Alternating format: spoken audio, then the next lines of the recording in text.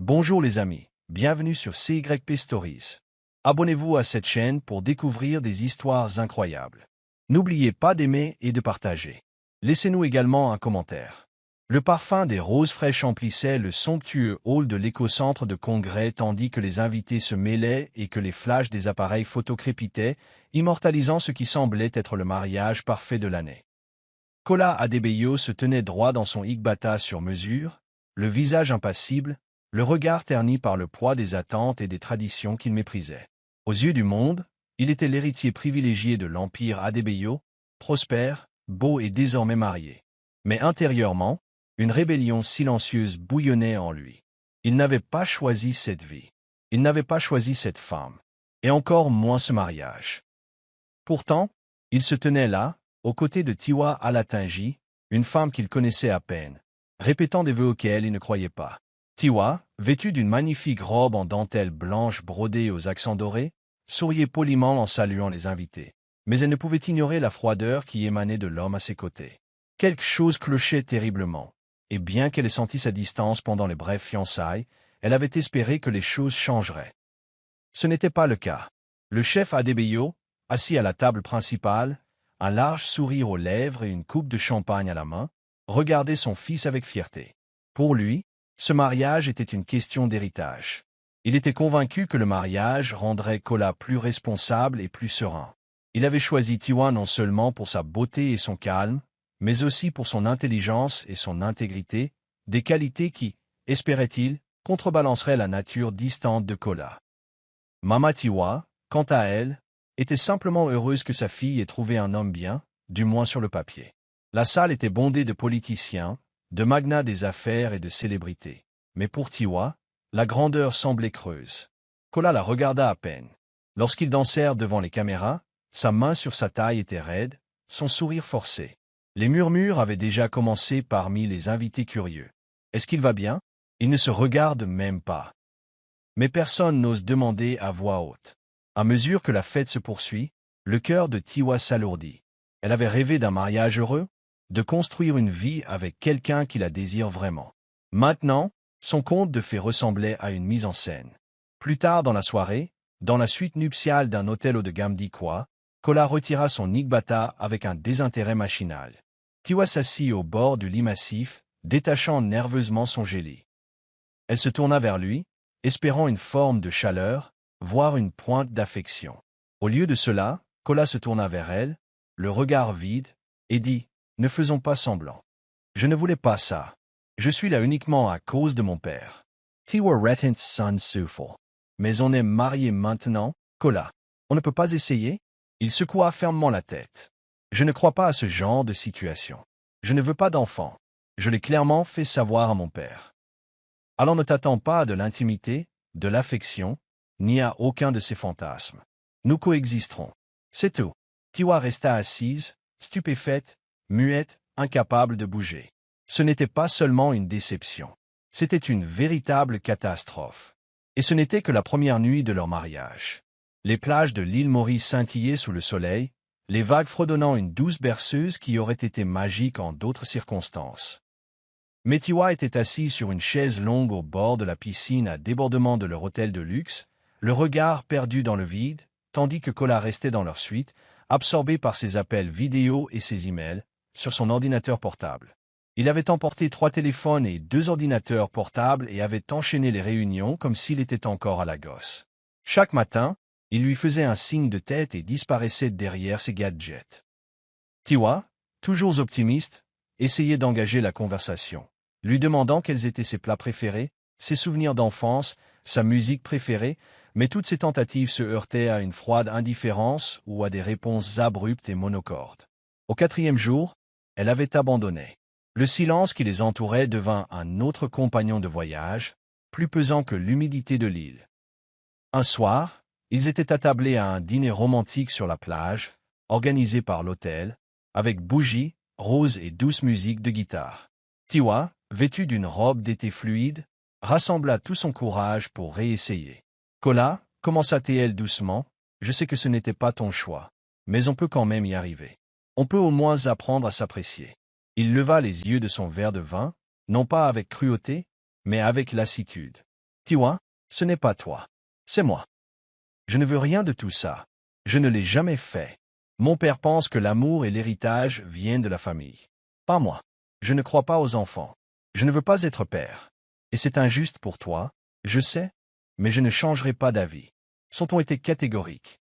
Tiwa ravala ses larmes et hocha lentement la tête, même si son cœur se brisait. Elle s'attendait à une résistance, peut-être à une distance émotionnelle, mais à un rejet catégorique. Cela la blessa plus profondément que tout ce à quoi elle s'était préparée. Le reste de la lune de miel passa comme un cauchemar dont Tiwa ne parvenait pas à se réveiller. Elle fit de longues promenades seule sur la plage, observa des couples se tenant la main et pleura en silence la perte du mariage qu'elle avait imaginé.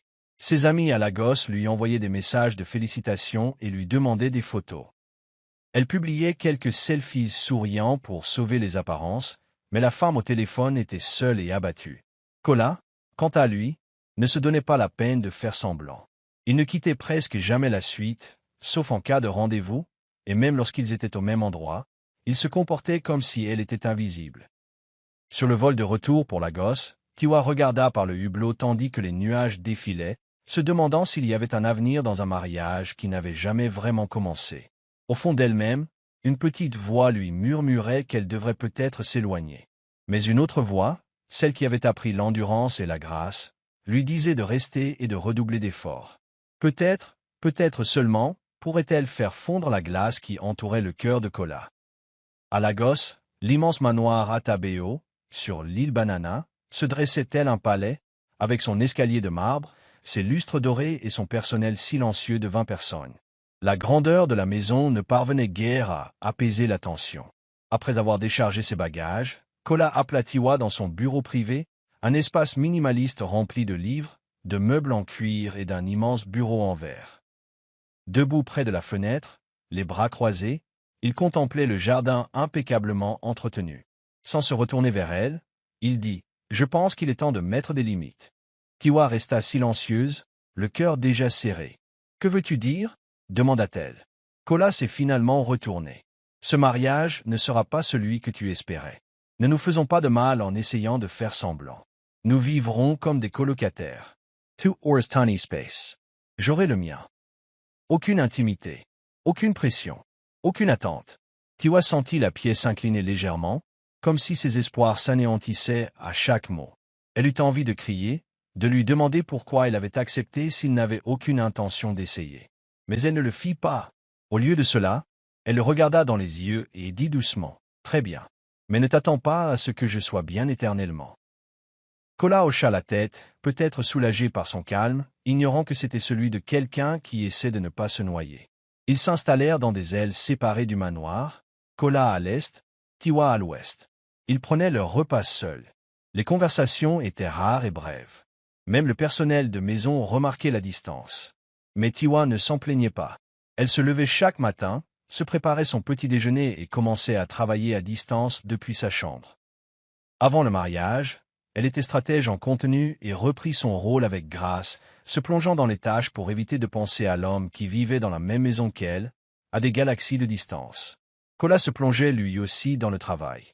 Il ne se voyait que lors d'un dîner de famille occasionnel ou d'une soirée caritative à laquelle le chef Adebayo les obligeait à assister. En public, ils souriaient et se tenaient la main, un couple parfait. Mais derrière les portes closes, ils étaient des étrangers.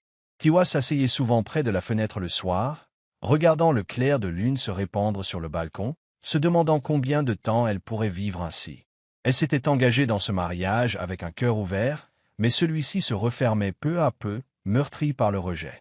Pourtant, elle tenait bon, non par désespoir, mais parce qu'une part d'elle croyait encore aux secondes chances.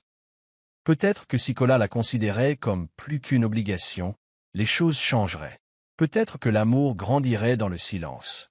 Ou peut-être qu'il y mourrait. Le chef Adebayo était un homme qui croyait que lorsqu'on voulait que quelque chose soit bien fait, on le vérifiait soi-même. À peine 2 semaines après le retour du couple de leur lune de miel, il commença à faire des visites impromptues à la maison.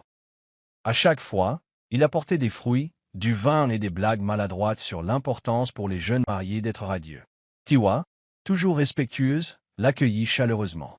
Kola, lui, supportait à peine la présence de son père. Lors d'une de ses visites, alors qu'il sirotait du vin de palme dans le salon, le chef Adebayo se pencha en avant, les yeux pétillants. « Alors, ma chère belle-fille, quand aurai-je ma petite fille ?» Tiwa se figea, le regard fixé sur Kola, qui se raidit aussitôt. La pièce devint insupportablement silencieuse. « Papa, ne commence pas, » dit Kola d'un ton neutre. Le chef Adebayo rit, croyant à une blague. « Je suis sérieux, fiston. Tu ne rajeunis pas. Tu crois que la richesse remplace l'héritage ?» Tiwa s'excusa poliment, le visage brûlant de honte. Kola se leva, le visage sombre. « Arrêtez de la mettre sous pression, » lança-t-il. Le chef Adebayo cligna des yeux. « Pression? C'est ta femme. Pourquoi l'as-tu épousée, si ce n'est pour construire un avenir ensemble ?» Le silence de Kola était une réponse suffisante. Après le départ de son père, Tiwa trouva Kola arpentant son bureau. « Je ne lui ai rien dit, » dit-elle doucement. « Je sais, » répondit-il. « Il ne comprend pas. Il pense qu'avoir un enfant arrange tout. Ce n'est pas le cas. Ça gâche tout. » Tiwa le regarda, la douleur illuminant ses yeux. « Alors, je suis là, juste là. Un substitut? Une jolie bague au doigt pour faire plaisir à ton père ?» Kola ne répondit pas. Ce silence en disait long. Tiwa se retourna et sortit, se sentant plus invisible que jamais. Les jours qui suivirent furent tendus. Le chef Adebayo continuait ses visites, évoquant toujours les enfants avec un sourire taquin, complètement inconscient de la violence émotionnelle qu'il infligeait à leur fragile foyer. Tiwa commença à l'éviter, prétextant des maux de tête ou des échéances professionnelles. Kola devint de plus en plus irritable, s'en prenant violemment au personnel et s'isolant de plus en plus. La demeure autrefois luxueuse commençait à ressembler à un champ de bataille silencieux.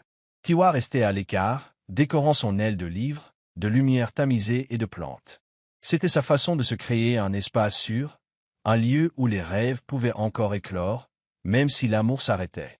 Mais chaque fois qu'elle entendait les pas de Kola dans le couloir, son cœur se serrait. Car au fond, elle ne voulait pas de distance. Elle voulait son mari. Elle voulait être vue. Choisie. Aimée. Les jours passaient dans une monotonie silencieuse, et Tiwa s'adaptait à un rythme qui ne laissait aucune place à l'intimité émotionnelle. Elle se concentrait sur son travail, se levant tôt pour respecter les délais de ses projets de contenu freelance et organiser ses réunions dans la salle de lecture ensoleillée qu'elle avait transformée en bureau à domicile. Elle décorait son espace de plantes d'intérieur, d'œuvres d'art apaisantes et d'un doux jazz qui illuminait le silence lorsque Kola n'était pas là. Même si elle ressentait encore une douleur sourde à chaque souvenir des circonstances de son mariage, elle avait appris à se concentrer sur ce qu'elle pouvait contrôler. Sa garde-robe commença à évoluer, toujours élégante, mais avec des couleurs plus vives et des choix plus audacieux qui reflétaient sa résilience. Bien que Tiwa fût blessée intérieurement, elle refusait de vivre comme une ombre. Chaque matin, elle se rappelait qu'elle était plus qu'une épouse mal aimée. C'était une femme forte, intelligente et pleine de rêves. Kola remarqua un changement en elle. Au début, cela l'irritait, sa capacité d'adaptation, son sourire au personnel, sa capacité à vivre pleinement dans une maison où il n'existait quasiment pas. Mais peu à peu, cette irritation se transforma en curiosité. Il se surprit à l'observer de plus près lorsqu'elle passait devant son côté de la maison, lorsqu'elle saluait le chef par son nom ou qu'elle s'asseyait dans le jardin avec un roman. Il y avait en elle une légèreté qui le déconcertait, voire l'émouvait. Un soir, il l'entendit lors d'une visioconférence Zoom avec ses anciens collègues, rire doucement pendant qu'elle menait une séance de brainstorming. Debout devant la porte, les bras croisés, il sentit une tension étrange lui serrer la poitrine. Ce n'était pas du désir, c'était de l'admiration. Pour la première fois, il la voyait non pas comme la femme que son père l'avait forcée à épouser, mais comme une personne pleine de grâce et de présence, quelqu'un qui avait construit sa vie sur les ruines de son rejet. Cela le déstabilisait. La glace commença à se fissurer lorsque Kola attrapa un rhume un soir de pluie. Il était rentré d'une réunion trompé et trop têtu pour admettre son malaise. Tiwa frappa à sa porte quelques heures plus tard avec un plateau de soupe aux poivres fumantes, du thé au miel et au citron et une couverture. Il cligna des yeux, confus, et marmonna qu'il pouvait se débrouiller seul. Mais elle sourit, posa quand même le plateau et partit discrètement, sans attendre de remerciements.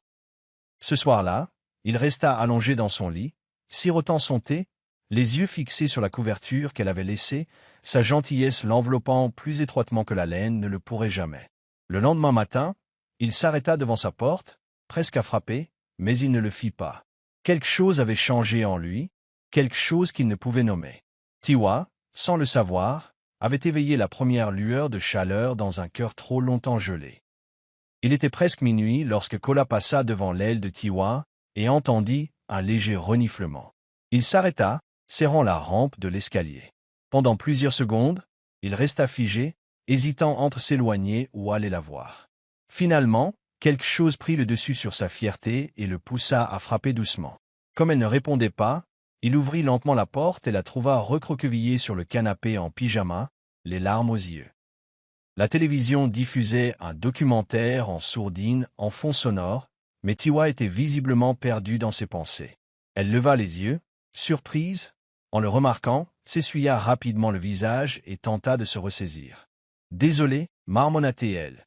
Je ne m'attendais à personne. » Kola entra maladroitement et s'assit sur le fauteuil le plus éloigné, ne sachant que dire. « Ça va » demanda-t-il à voix basse. Elle esquissa un sourire triste. « J'en ai juste assez de faire semblant d'aller bien. » C'est cette nuit-là que leurs murs ont commencé à s'effondrer. Pour la première fois, ils ont parlé, non pas de corvée ou d'apparence, mais de sentiments, de peur et de frustration. Tiwa ne cachait pas la douleur d'être rejeté, la confusion de vivre avec un homme qui la repoussait sans cesse. Kola écoutait, sincèrement, la culpabilité s'insinuant dans sa poitrine. Il admit, avec hésitation, que ce n'était pas à cause d'elle. « Ce n'est pas que je ne vois pas ta valeur, Tiwa, avoua-t-il. C'est que je ne veux pas donner naissance à un enfant dans un monde que je ne comprends pas pleinement. Je n'ai jamais eu de modèle d'amour ou de famille qui ait du sens. Mes parents étaient toujours en guerre, guerre froide, traitements silencieux, bagarres explosives quand la situation dégénérait. Je ne veux plus jamais revivre ça avec quelqu'un d'innocent. Je ne veux pas être la cause d'un enfant qui grandit brisé. » Tiwa le regarda, son cœur s'attendrissant d'une manière inattendue. Ce n'était pas une excuse, mais une fenêtre de dialogue. La conversation se prolongea jusqu'au petit matin. Kola s'est ouvert plus que jamais. Il a parlé de la pression d'être le fils du chef Adebayo, des attentes qui pesaient sur lui depuis son adolescence. Tiwa, en retour, a raconté son enfance plus simple, comment sa mère lui a appris que l'amour était synonyme de service et que la patience pouvait être une force et non une faiblesse. Il n'y eut pas de magie soudaine, pas d'étreinte passionnée. Juste deux personnes blessées trouvant un pont silencieux entre leurs îlots de douleur respectifs. Lorsqu'il se leva enfin pour partir, Kola s'arrêta devant la porte. « Merci de ne pas me juger, dit-il doucement. » Tiwa hocha la tête, et pour la première fois depuis leur mariage, il y eut le sentiment que peut-être, juste peut-être, quelque chose de vrai allait naître entre eux. Dans les jours qui suivirent leur conversation nocturne, quelque chose changea subtilement dans leur façon d'interagir. Kola ne l'évitait plus dans le couloir ni ne la dévisageait au dîner. Il commença à la saluer en premier, s'arrêtant parfois même pour lui demander comment s'était passée sa journée. C'était un silence, mais ils le sentaient tous les deux, le brouillard commençant à se dissiper. Un dimanche après-midi, alors qu'ils étaient assis sur le balcon surplombant la mer, sirotant du zobo et regardant le soleil disparaître à l'horizon, Tiwa s'enfonça doucement dans les failles de son passé bien gardé. « À quoi ressemblait vraiment ton enfance ?» demanda-t-elle, non par curiosité, mais par compassion. Kola ne broncha pas. Au lieu de cela, il se pencha en arrière et ferma les yeux, comme pour évoquer des souvenirs enfouis depuis longtemps. « Seul, dit-il finalement. Mes parents étaient deux êtres puissants qui ne savaient pas aimer. Mon père témoignait de son affection en achetant des choses. Ma mère, elle, a arrêté d'essayer au bout d'un moment. Il décrivait un manoir rempli de silence, où les émotions étaient considérées comme des faiblesses et la vulnérabilité mal vue. Il se souvenait avoir été élevé davantage par des nounous que par ses parents, et comment il avait appris à réprimer toute émotion pour survivre dans un monde où la chaleur était absente. J'ai appris à me fier à la logique, pas aux émotions, disait-il. Parce que les émotions ne m'aidaient pas. Ils ne faisaient que gêner. Tiwa écoutait, les larmes aux yeux, non seulement pour le garçon qu'il avait été, mais pour l'homme qui portait encore les cicatrices. « Isis, pas étonnant que tu aies peur de devenir père, murmura-t-elle. Tu n'en as jamais vraiment eu, du moins pas au sens où on l'entend. » Kola ne répondit pas. Il fixa l'océan, le poids de ses paroles s'installant en lui comme une vérité inconfortable qu'il ne pouvait plus ignorer. Mais Tiwa n'insista pas. Elle ne l'avait jamais fait. Elle tendit simplement la main et la posa délicatement sur la sienne. Kola ne bougea pas. Pendant un instant, ils restèrent assis ainsi, liés non par des obligations ou des liens du sang, mais par la compréhension. Cette nuit-là, Kola ne put dormir. Il erra dans les couloirs sombres du manoir, ressassant ses paroles. Il savait que Tiwa voulait toujours des enfants. Il avait vu ses yeux s'illuminer lorsqu'elle voyait des bébés à la télévision ou son instinct de tendre la main vers les enfants lors d'événements publics. Mais elle n'avait pas une seule fois abordé le sujet depuis leur conversation. Cette grâce silencieuse la rendait plus puissante qu'il ne l'avait jamais imaginée. Pour la première fois, il commença à se demander, non pas avec crainte, mais avec curiosité, quel genre de père il pourrait être s'il avait le courage d'essayer. Cette pensée persistait, fragile et inconnue, mais elle était là. La semaine suivante marqua un tournant dans le rythme de leur foyer. Kola et Tiwa commencèrent à partager leur repas, non par obligation, mais par choix. Ils étaient assis à table comme deux adultes apprenant les histoires de l'autre, riant de blagues maladroites, échangeant des recommandations de plats et discutant joyeusement de films. Tiwa prépara une soupe à l'oie un soir, et Kola lui fit la surprise de préparer le petit déjeuner le lendemain matin. C'était une danse de camaraderie silencieuse qu'aucun d'eux ne se pressait. Le personnel commença également à remarquer la chaleur dans leur voix, les regards furtifs, l'absence de tension dans l'air. Pour la première fois depuis le mariage, le manoir Adebayo ressemblait à une maison et non à une forteresse. Kola s'attarda plus longtemps après le dîner, proposant de la raccompagner dans son aile, lui demandant parfois si elle voulait le rejoindre pour un documentaire ou une promenade dans le jardin. Tiwa, prudente mais pleine d'espoir, se laissa aller à la possibilité d'autre chose. Un soir, après une longue promenade nocturne sous les douces lumières du jardin, elles s'assirent sur un banc sous le frangipanier.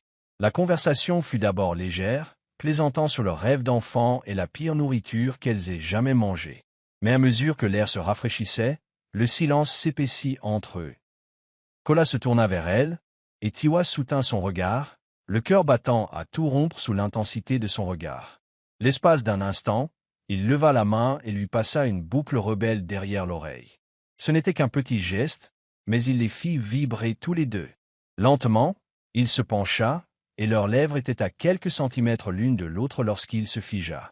Son souffle s'arrêta et il recula. « Je suis désolé, » murmura-t-il, visiblement secoué. « Je ne veux pas commencer quelque chose que je ne suis pas prêt à terminer. » Tiwa hocha la tête, sa voix à peine audible. « C'est bon. » Ce moment les laissa tous deux émus et confus. Kola se retira émotionnellement les jours suivants, incertain de la signification du baiser, ou presque.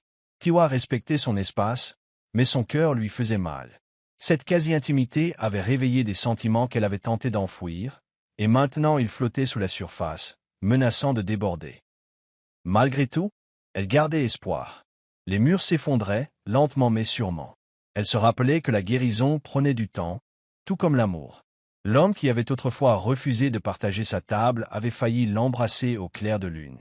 Ce n'était pas tout, mais c'était quelque chose. Et parfois, un petit quelque chose suffisait à entretenir l'espoir. Le gala était l'un de ces événements d'entreprise extravagants que l'élite de Lagos attendait avec impatience toute l'année, avec ses lumières scintillantes, ses robes de créateurs et une liste d'invités remplie de poids lourds de la politique et des affaires. Kola avait accepté à contre-cœur d'être le visage d'Adebayo Holdings, et Tiwa, toujours gracieuse, l'avait accompagnée dans une élégante robe émeraude qui accentuait sa prestance et sa beauté discrète. Lorsqu'ils entrèrent dans la pièce, quelques têtes se tournèrent, non seulement à cause de la fortune ou du nom de famille de Kola, mais aussi à cause de l'éclat de Tiwa, à ses côtés. Elle n'était plus une simple mariée réticente. Elle avait une assurance nouvelle dans sa démarche, et Kola le remarqua. Il ne cessa de la regarder à la dérobée tout au long de la soirée, remarquant sa façon de discuter avec les épouses de PDG et de leur donner des avis réfléchis, sans jamais trop insister. Pour la première fois depuis longtemps, Kola ressentit de la fierté, non pas pour l'entreprise qu'il dirigeait, mais pour la femme qu'il avait épousée. Mais la soirée a pris une tournure inattendue lorsque Tiwa s'est retiré pour se rafraîchir le maquillage et a discuté avec Tinde Dietrin, un charmant entrepreneur en technologie que Kola connaissait depuis l'université. Tinde était charismatique, plein d'humour et visiblement séduit par l'esprit de Tiwa. Kola les observait de l'autre côté de la pièce rire d'une blague, et une vive émotion, inconnue, lui serrait la poitrine. Jalousie. Il serra les mâchoires, les yeux légèrement plissés, tandis qu'il regardait Tyne se pencher un peu trop près. Non pas qu'il croyait que Tiwa serait infidèle, elle était bien trop terrax en grave-terre et loyale, mais cette vision réveilla quelque chose de profond en lui. Ce n'était pas seulement une question de possession ou d'ego. C'était la prise de conscience que Tiwa pouvait captiver quelqu'un d'autre, que quelqu'un d'autre pouvait lui donner ce qu'il avait obstinément refusé. Et peut-être était-il déjà trop tard pour le rattraper. Lorsqu'ils remontèrent dans la voiture, le silence était pesant. Tiwa ne remarqua pas son humeur maussade au début, mais lorsqu'elle le complimenta sur la soirée, Kola murmura « Vous semblez avoir beaucoup de choses à vous dire, tendez-toi. » Elle cligna des yeux, surprise. On parlait justement de technologie et d'éducation. Kola. C'est ton ami, n'est-ce pas? Sa voix s'accentua. Vous sembliez à l'aise, riant comme si vous vous connaissiez depuis des années. Tiwa le fixa du regard. Es-tu jaloux? Demanda-t-elle, presque amusée. Kola ne répondit pas, et cela lui suffisait. Son cœur palpita à la légère fissure dans son sang-froid, mais elle ressentit aussi de la frustration. Tu as passé des mois à me tenir à distance, Kola. Si tu ne veux pas de moi, quelle importance de savoir qui me parle? Il ne répondit pas, se contentant de regarder par la fenêtre.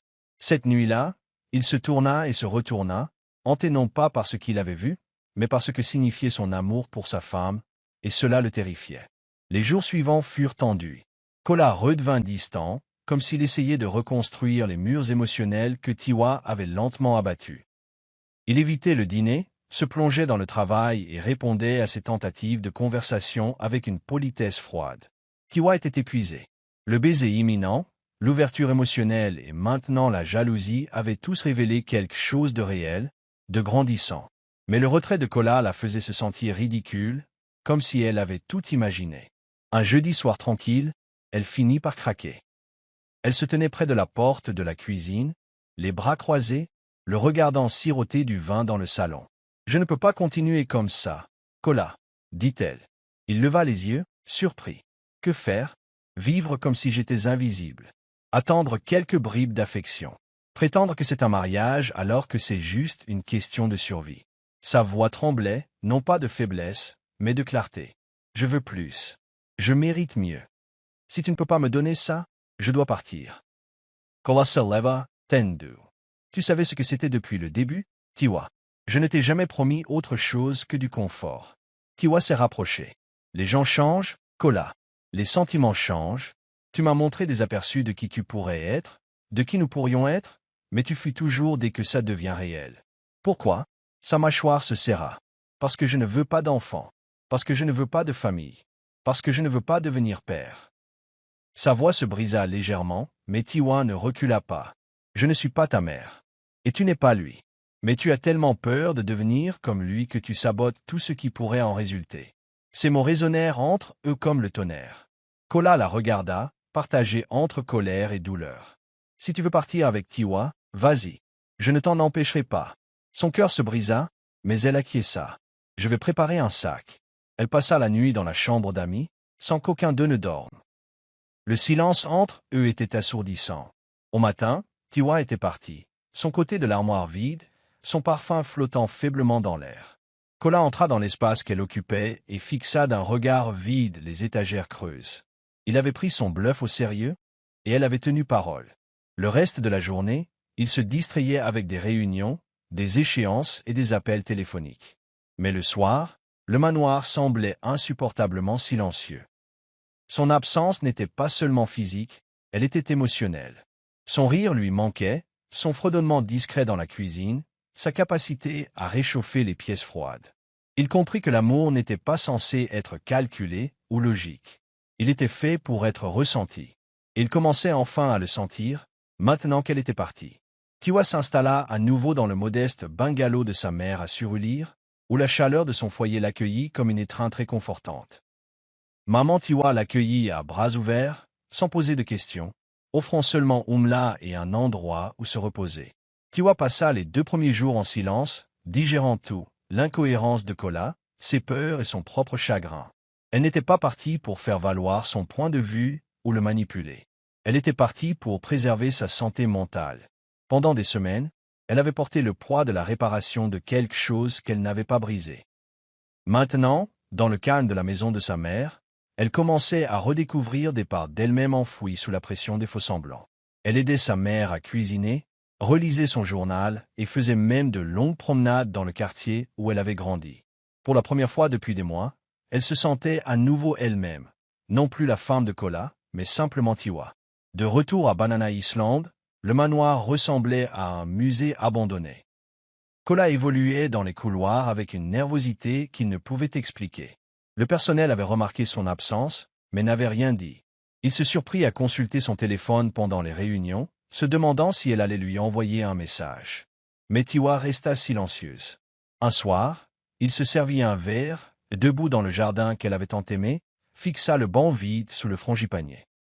Les souvenirs de son rire, de leur promenade nocturne et de sa force le submergèrent comme une marée. Ce n'était pas seulement son absence qu'il ressentait, c'était l'absence de paix, d'équilibre. Pendant si longtemps, il avait cru que les enfants étaient une menace pour sa tranquillité. Mais maintenant, il réalisait qu'il avait chassé ce qui lui donnait un sentiment de plénitude. Et pourquoi faire? Une peur ancrée dans un passé qui ne lui servait plus? Au bout d'une semaine, il se rendit sans prévenir dans le quartier de son enfance. Il resta assis dans sa voiture pendant près d'une heure, répétant ce qu'il dirait si elle ouvrait la portière. Mais il ne sortit pas. Au lieu de cela, il la regarda par la fenêtre tandis qu'elle riait avec sa mère, tablier autour de la taille, le visage rayonnant de contentement. Elle semblait libre. Et pour la première fois, Kola se demanda s'il n'avait pas été la tempête dans son ciel depuis le début. Ce soir-là, il rentra chez lui, la ferme conviction qu'il ne pouvait plus continuer comme ça. S'il y avait un espoir de reconstruire ce qu'ils avaient commencé, il devrait affronter les peurs qu'il avait longtemps enfouies. Car Tiwa n'était pas le problème. Elle avait toujours été la solution. Déterminé à mieux la comprendre, et peut-être même à se comprendre lui-même, Kola se rendit à l'orphelinat dont Tiwa avait tant parlé, le Haven-House, niché au calme dans une banlieue proche de Lagos. L'infirmière le reconnut instantanément et l'accueillit, flatté de sa présence. Mais Kola n'était pas là pour faire de la publicité. Il traversait les couloirs où des enfants de tous âges jouaient, lisaient et échangeaient.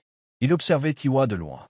Elle était assise par terre avec un groupe de tout-petits, son rire doux et contagieux, son énergie magnétique. Elle ne l'avait pas encore vue. Pendant près de 30 minutes, Kola l'observa tandis qu'elle nouait de petits lacets, blanchissait ses nez et la portait sur son dos. Les enfants l'adoraient, et elle ne broncha pas devant ce chaos. À cet instant, quelque chose en lui changea. C'était ce qu'elle désirait, non pas un manoir luxueux, mais une vie qui comptait, un foyer rempli d'amour. Et pour la première fois, il voyait les enfants non pas comme des fardeaux, mais comme de petites vies méritant attention et patience. Après cette visite, il ne rentra pas chez lui. Il se rendit directement à la propriété de son père. Le chef Adebayo, surpris par cette visite tardive, lui versa un verre de cognac et écouta dans un silence rare son fils parler, non pas d'affaires, mais de peur. « Je t'ai toujours tenu pour responsable, toi et maman, de ce que j'ai fait ?» dit Kola. « Mais peut-être que ce n'est pas une question de culpabilité. Peut-être que je me suis caché derrière cette excuse parce que j'ai peur. » Le chef Adebayo soupira profondément en posant son verre. « Tu crois que je n'avais pas peur? Moi aussi. Je n'avais pas de figure paternelle non plus. Tout ce que j'ai construit, je l'ai fait en mode survie. J'ai failli à ta mère sur bien des points. Et je t'ai failli à la tâche. Mais tu n'as pas à répéter mes erreurs. » C'était la première fois que l'aîné Adebayo reconnaissait ses défauts, et Kola sentit quelque chose se défaire. Ils n'étaient pas des hommes parfaits. Mais peut-être pourraient-ils apprendre l'un de l'autre. En quittant la maison de son père ce soir-là, Kola sembla se libérer d'un poids. Il ne se sentait plus comme ce garçon qui cherchait à prouver quelque chose à un monde qui ne le comprenait jamais. Pour une fois, il s'autorisa à envisager une vie qui ne serait pas centrée sur la peur et la retenue émotionnelle. Il revit Tiwa dans son esprit, les bras enlacés d'un enfant rieur, et réalisa qu'il voulait faire partie de ce tableau. Non pas parce qu'il était prêt, mais parce qu'elle valait la peine d'être prêt. Le lendemain matin, Kola prit son téléphone et envoya un message. « On peut parler. Sans pression. Juste moi, et tout ce que j'aurais dû dire avant. » Et pour la première fois depuis des années, il attendait avec espoir. Tiwa fut surprise en ouvrant la porte et en voyant Kola debout sur le porche de sa mère, vêtu d'une chemise décontractée et d'un jean. Sans sécurité, sans escorte, juste un homme se tenant, vulnérable, devant la femme qui l'avait repoussé. Elle resta figée une seconde, ne sachant que dire. Kola n'attendit pas. Tiwa, commença-t-il doucement, je suis venu m'excuser. Pas seulement à cause de la façon dont j'étais traité, mais aussi pour ne pas m'être laissé grandir, pour avoir laissé la peur tout contrôler. Elle cligna des yeux, martelant violemment ses lèvres. Il avait changé. Il n'y avait aucune arrogance dans son attitude, aucune fierté dans sa voix. Que de l'honnêteté. On peut parler? Demanda-t-il. Elle s'écarta, hocha silencieusement la tête et le conduisit au salon. Sa mère, sentant la lourdeur de l'air, s'excusa discrètement et alla dans le jardin. C'était la première fois qu'ils étaient seuls depuis des jours, et cette fois, le silence était différent. Kola ne fit pas de grands discours ni de plaidoyer poétique. Il dit simplement la vérité. Comment sa vue à l'orphelinat avait éveillé quelque chose en lui, comment son absence révélait le vide de son monde et combien il était terrifié à l'idée de perdre la seule personne qu'il ait jamais vraiment vue. « Tu mérites mieux, admit-il. Tu le fais toujours. Mais si tu veux bien de moi, je veux réessayer, cette fois, avec honnêteté, sans poser de limites et sans condition. » Les yeux de Tiwa se remplirent de larmes, non pas de douleur, mais parce qu'elle avait tant attendu ces mots. « Je ne reviens pas juste pour occuper un poste, Kola, dit-elle fermement. J'ai besoin de me sentir comme une égale, pas comme un projet ou un remplaçant. » Il acquiesça aussitôt. « Je sais. Et je suis prêt à regagner ta confiance, lentement, aussi longtemps que cela prendra. » C'était tout ce qu'elle avait besoin d'entendre. Ils retournèrent à Banana Island 2 jours plus tard, non plus comme le même couple brisé, mais comme 2 personnes qui repartaient à zéro. Tiwa rapporta ses affaires à l'aile ouest, mais cette fois, ils passèrent du temps ensemble intentionnellement, regardant des films dans la salle multimédia, prenant leur petit déjeuner dans le jardin, se promenant sans avoir besoin de se parler. Kola ne se précipita pas, respectant son espace et se présentant sans qu'on l'y invite. Leur relation s'est transformée en une reconstruction délicate, sans déclaration passionnée ni miracle du jour au lendemain, juste des efforts constants et de petits moments de sincérité. Un soir, alors qu'ils préparaient ensemble du riz jalave dans la cuisine et riaient de la banane plantain brûlée, Tiwa l'a regardé et a vu quelque chose de nouveau dans ses yeux. La paix. Et cela lui a redonné espoir. Pas seulement en lui, mais dans la vie qu'il construisait lentement, une vie vraie, méritée et en évolution. C'était une nuit calme, le ciel étoilé, le jardin illuminé par la douce lueur des guirlandes lumineuses que Tiwa avait installées des semaines auparavant. Kola l'avait invité à s'asseoir dehors avec lui, une bouteille de vin de palme entre eux, le doux bourdonnement des cigales emplissant le silence. Au début, ils ne parlèrent pas beaucoup, se contentant de siroter un verre en regardant le ciel. Mais à mesure que la nuit s'épaississait, la conversation s'intensifia. « Tu penses parfois au chemin parcouru ?» demanda soudain Kola en se tournant vers elle. Tiwa souriait faiblement. « Parfois. Et parfois, je ne sais toujours pas où nous allons. » Il la regarda avec une tendresse qui avait mis des mois à éclore. « Je ne sais pas non plus, mais je sais que je veux y aller avec toi. » Ce n'était pas une répétition. Ce n'était pas grandiose. Mais cela toucha profondément Tiwa. Lentement, prudemment, elle lui prit la main, et il ne la retira pas. Le baiser qui suivit ne ressemblait en rien à celui qu'elle avait failli s'échapper quelques semaines plus tôt. Cette fois, il était doux et intentionnel, empreint d'années de désir et de mois de guérison. Ce n'était ni précipité, ni lubrique. C'était une promesse discrète, de celle qui se passe de mots. Lorsqu'ils se séparèrent, tous deux étaient essoufflés, et pourtant, aucun des deux ne fit un geste pour intensifier l'instant. Au lieu de cela, Kola se pencha en arrière et dit « Merci de ne pas m'avoir abandonné. » Tiwa posa sa tête sur son épaule. « Merci d'être enfin elle. » Ah, cette nuit-là, ils ne rentrèrent pas. Ils restèrent sur le banc, discutant sous les étoiles jusqu'à ce que le sommeil les hachât. Ce fut la nuit la plus paisible qu'ils aient connue depuis longtemps. Non pas que tout soit réglé, mais parce qu'ils avaient enfin décidé de se battre pour la même chose, l'un pour l'autre. Les jours qui suivirent cette nuit furent emplis d'une énergie nouvelle. Kola semblait plus léger, plus ouvert. Il commença à faire de petits gestes inattendus chez Tiwa. Lui apporter ses pâtisseries préférées de la boulangerie, l'accompagner à son espace de travail, lui poser des questions sur ses centres d'intérêt. Tiwa, à son tour, se surprit à lui faire à nouveau confiance, baissant sa garde par moments. Ils se mouvaient comme deux danseurs qui avaient fait un faux pas et qui apprenaient enfin à bouger en rythme. Ils ne parlaient pas souvent du passé, ils ne les définissaient plus.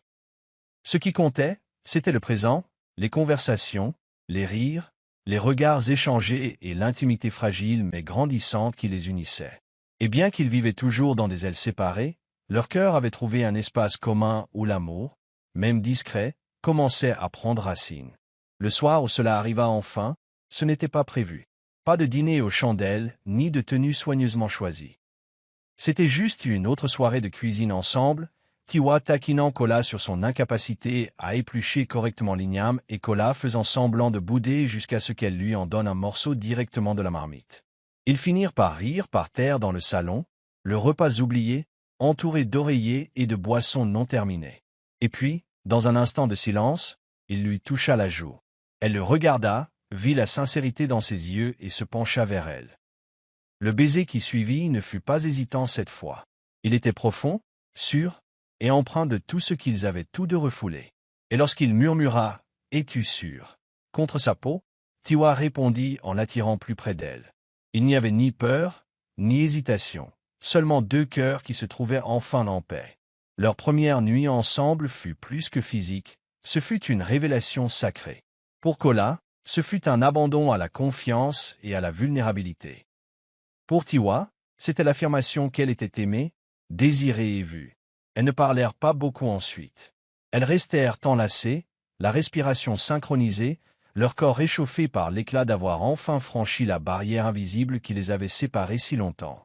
Kola ne broncha pas, ne se retira pas. Il la serra simplement dans ses bras. Et lorsqu'elle l'embrassa sur le front et murmura « Merci de m'avoir laissé entrer ». Il sourit pour la première fois depuis longtemps, non pas de son sourire habituel, mais de son contentement. Cette nuit-là, quelque chose d'irréversible s'est produit entre eux.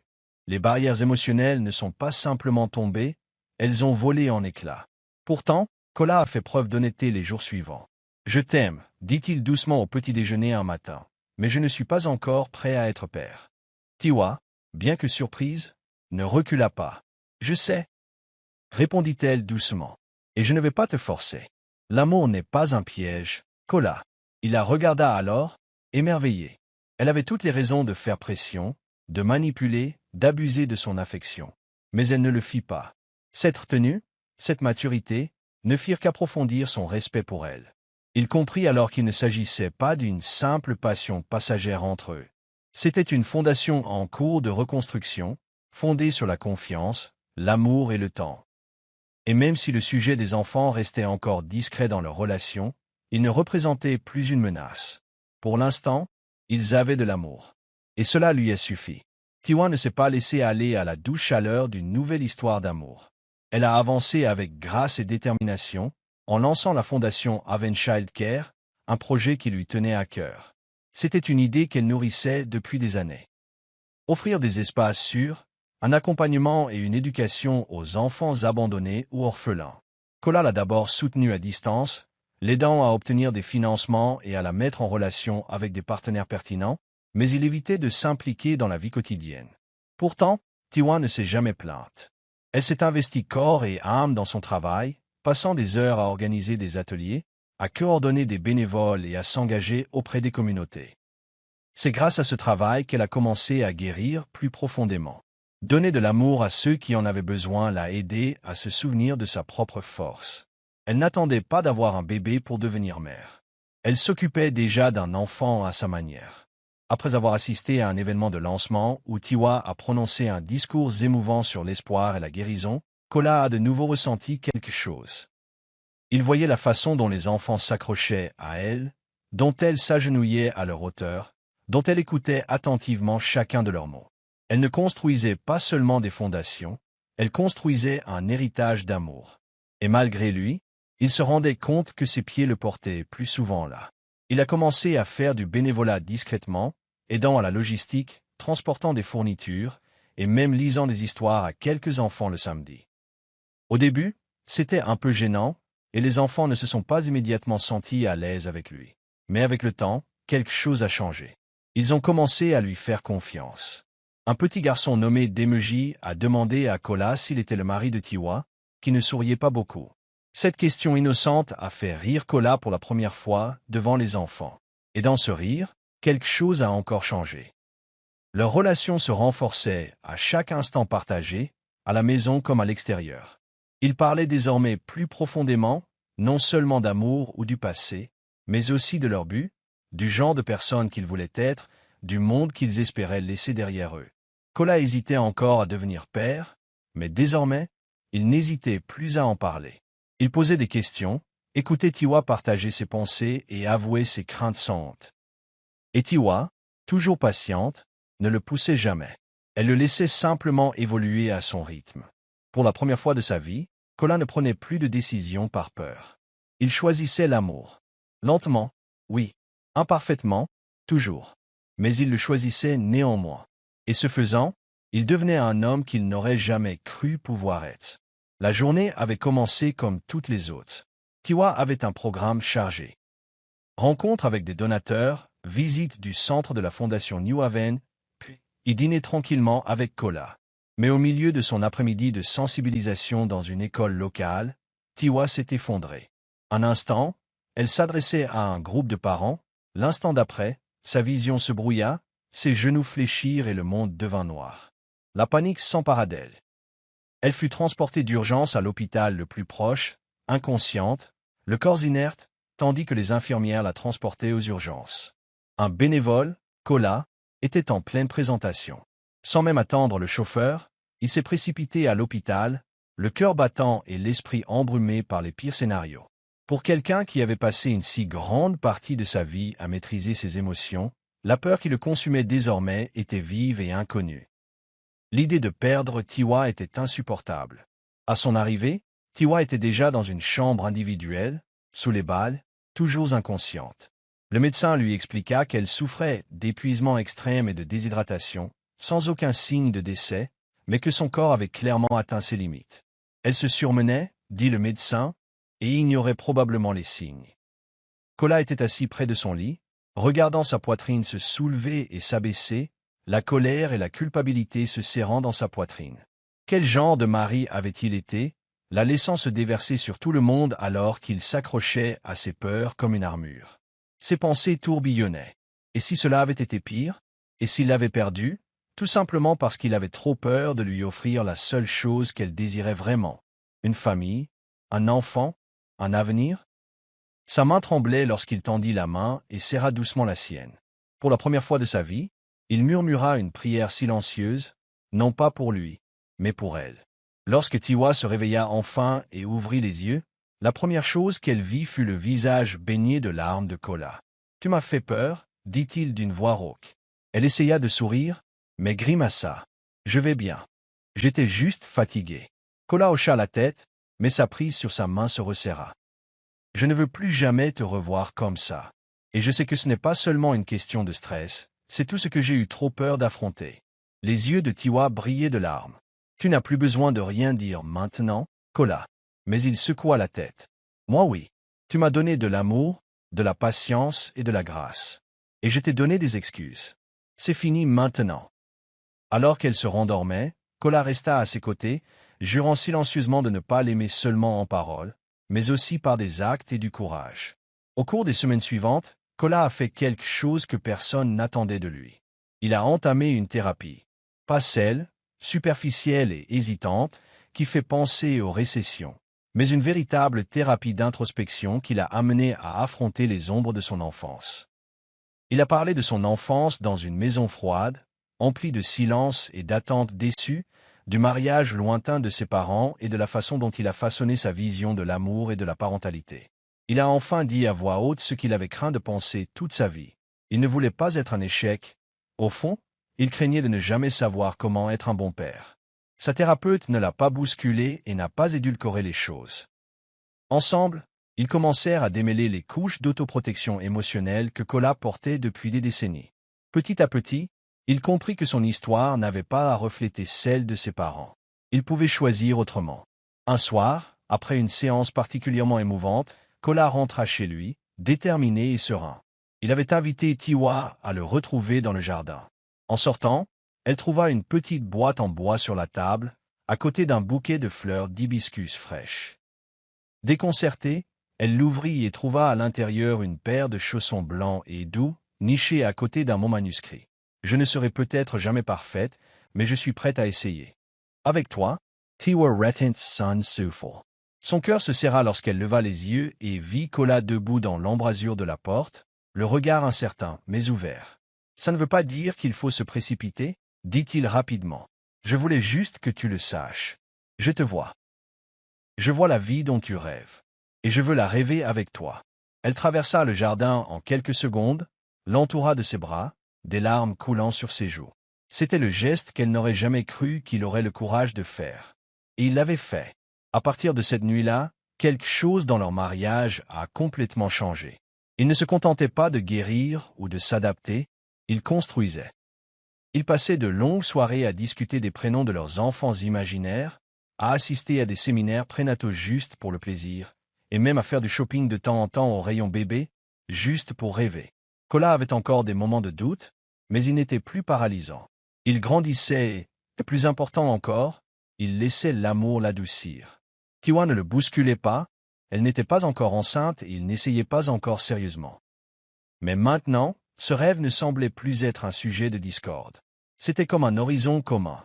Et pour la première fois de leur mariage, ils y marchaient tous les deux, ensemble. Par un samedi matin frais, Kola et Tiwa étaient assis au lit, partageant Akira et PAP, riant d'un souvenir d'enfance que Tiwa venait de partager, celui de sa cousine qui avait un jour essayé de vendre de l'air dans des bouteilles d'eau usagées. L'aisance entre eux était désormais indéniable, leur lien étant renforcé non seulement par le temps, mais aussi par l'effort et la détermination. Tandis qu'il parlait, Kola lui prit la main et entrelaça doucement leurs doigts. « J'ai parlé à ta mère hier, » dit-il. « Je lui ai demandé ce qu'elle pensait des petits-enfants avec des fossettes. » Tiwa a ri. Et qu'a-t-elle répondu? Kola a souri. Elle dit, « Kola, la seule chose plus forte que ton entêtement, c'est ton amour pour ma fille. Alors, quand tu seras prêt, l'enfant aura de la chance de vous avoir tous les deux. » Le cœur de Tiwa se réchauffa. Elle avait attendu ce moment, non seulement pour les mots, mais aussi pour la volonté derrière eux. Et maintenant, il était là. Plus tard dans la semaine, ils visitèrent un domaine familial à la périphérie de Lagos, un endroit rempli d'arbres, de parcs et de routes tranquilles où les enfants faisaient du vélo et les parents marchaient main dans la main. Ils n'achetaient pas encore de maison, mais ils voulaient rêver à voix haute. Tiwa imaginait déjà un petit jardin avec un bac à sable, une véranda avec des carillons éoliens, une chambre d'enfant remplie de berceuses et de lumière. Kola, à sa grande surprise, a laissé libre cours à son imagination et s'est renseigné sur les babyphones, les écoles du quartier et les garderies. C'était surréaliste de voir l'homme qui autrefois reculait à l'évocation d'enfants pointer du doigt les aires de jeu avec enthousiasme. Leur conversation ne portait plus sur le « si », mais sur le « quand ». Ce changement était tout ce que Tiwa avait toujours espéré, non pas pour le changer, mais pour grandir avec lui. Un soir, alors qu'elle écrivait à ses côtés, Tiwa leva les yeux et murmura « Merci de m'avoir encore choisi, Kola. » Il marqua une pause, la regardant. « Non, dit-il. Merci de m'avoir aimé même quand je ne pouvais pas voir au-delà de mes peurs. Tu as sauvé plus que ce mariage, tu m'as sauvé de moi-même. » Leur baiser ce soir-là était différent. Ni fougue ni urgence, mais une certitude tranquille. Ils ne naviguaient plus dans la douleur, ils écrivaient un nouveau chapitre. Un chapitre n'est non pas d'obligation ou d'attente forcée, mais d'une croissance mutuelle, d'amour et de rêves partagés. Et même s'ils ignoraient ce que l'avenir leur réservait, ils avaient enfin trouvé le courage de l'affronter, main dans la main, cœur à cœur. Un an plus tard, le soleil se levait doucement sur la propriété familiale Adebayo, projetant une douce lumière dorée à travers les hautes baies vitrées de leur maison nouvellement construite sur la rive calme de l'île Victoria. Dans la chambre d'enfant, un papier peint pastel orné de papillons et de minuscules chaussures de bébé étaient alignées sur l'étagère à côté d'un rocking chair. Tiwa était assise près de la fenêtre, les mains posées sur son ventre rond, un sourire serein aux lèvres. Kola se tenait à proximité, assemblant soigneusement un berceau, s'arrêtant de temps en temps pour lire le manuel avec un sérieux exagéré. « Tu es sûr que cette vis va ici ?» demanda-t-il. Tiwa glausa. « C'est la troisième fois que vous me posez cette question, monsieur l'ingénieur. » Il sourit et s'approcha pour l'embrasser sur le front. « Je voulais juste que tout soit parfait pour elle. » Il venait d'apprendre qu'ils attendaient une fille. Et Kola était aux anges depuis. Plus tard dans la journée, le couple organisa une réunion de famille tranquille pour célébrer l'arrivée prochaine de leur fille. Mama Tiwa a dirigé une prière pleine de gratitude, tandis que le chef Adebayo portait un toast émouvant, exprimant sa fierté pour l'homme que son fils était devenu. L'héritage, ce n'est pas seulement la richesse ou le pouvoir, a-t-il déclaré en levant son verre. C'est l'amour. C'est une famille. Et Kola a construit quelque chose que même moi je n'aurais pas pu imaginer. Pas de grand discours de sa part, juste de doux regards à Tiwa, quelques larmes de joie et une main qui ne quittait jamais la sienne. Tiwa se tenait à ses côtés, rayonnante non seulement de sa grossesse, mais aussi de la paix d'une femme vue, aimée et enfin chérie. Le chemin n'avait pas été facile, mais chaque faux pas en valait la peine. Leur mariage, qui avait commencé comme un contrat, s'était transformé en un foyer. Cette nuit-là, alors qu'ils étaient allongés ensemble, Kola posa son oreille sur son ventre et murmura « J'espère que tu as le cœur et la patience de ta mère, et peut-être un peu de mon obstination. » Tiwa rit doucement, les doigts dans ses cheveux. « Et j'espère que tu te souviendras toujours de ce sentiment, dit-elle. L'amour que tu disais ne jamais vouloir est désormais celui pour lequel tu vis. » Kola leva les yeux vers elle, l'émotion serrée dans la gorge. « Tu m'as offert le plus beau des cadeaux, à moi-même. » Tandis que le sommeil les tiraillait, Tiwa posa une main sur son ventre, l'autre sur la joue de son mari. L'héritier milliardaire, qui avait autrefois refusé l'amour, le mariage et la paternité, reposait désormais dans ses bras, heureux, humble et entier. Merci d'avoir regardé. Dites-nous ce que vous avez aimé dans cette histoire. N'oubliez pas d'aimer et de vous abonner. Activez également les notifications de publication pour recevoir les nouvelles histoires.